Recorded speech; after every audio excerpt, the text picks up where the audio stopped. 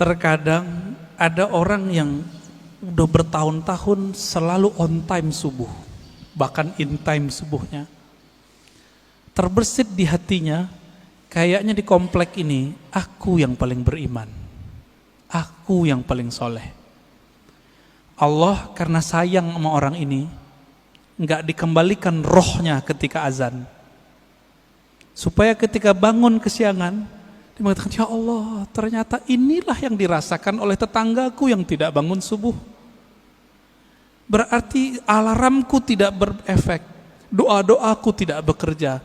Ini adalah mutlak pemberianmu. Di situ dia bersyukur, Pak. Setiap hari besok dia mengatakan, ya Allah, tolong bangunkan aku. Jadi ada perasaan harap-harap cemas yang buat dia merasa dirinya merasa hina di hadapan Allah. Inilah makna hadis qudsi, hadis sahih. Apa kata Allah? Ya ibadi, fa illam tuznibu.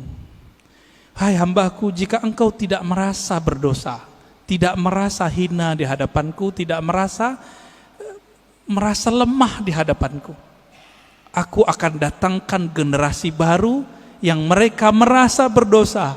Jadi dosa itu merasa apa enggak itu aja. Banyak orang berdosa apa enggak merasa.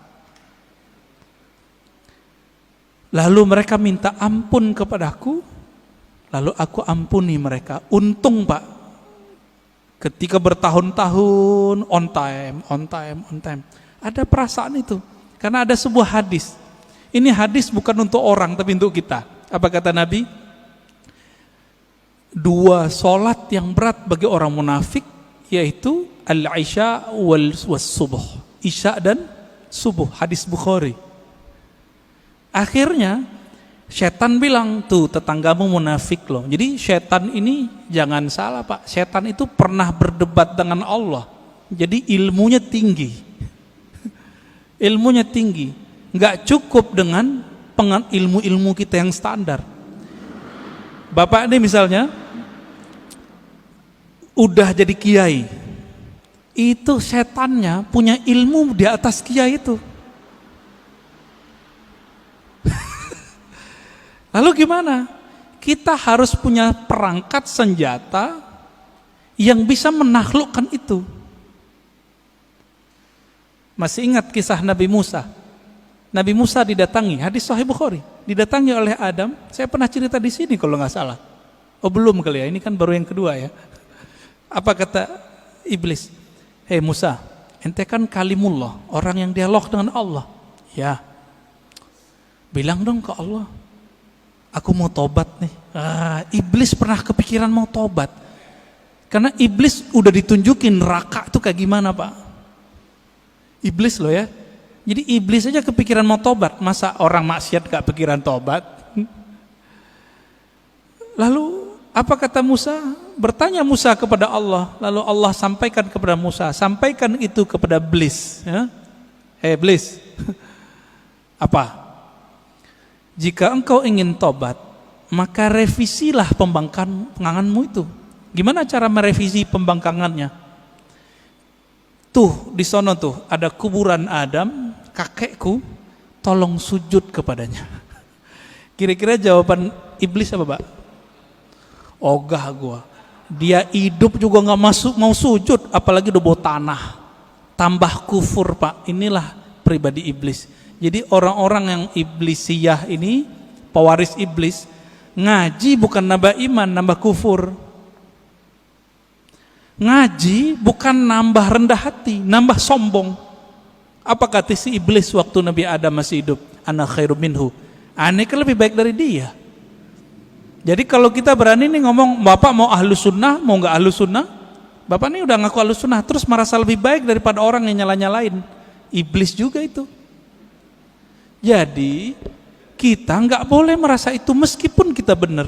Ini yang dimaksud oleh Nabi. Siapa yang berdebat, meskipun dia tahu dia benar, dia tinggalkan perdebatannya. Allah taruh dia di tengah-tengah surga.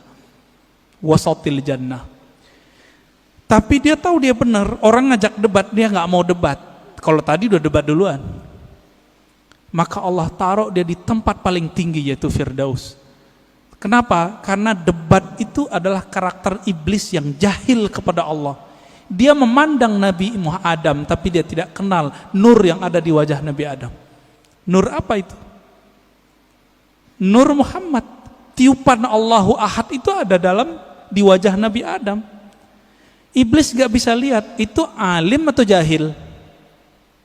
Yang ini gak akan bisa ditembus oleh iblis, Pak. Iblis minta izin kepada Allah. Ya Allah, tolong izinkan aku mengakses kolbunya manusia.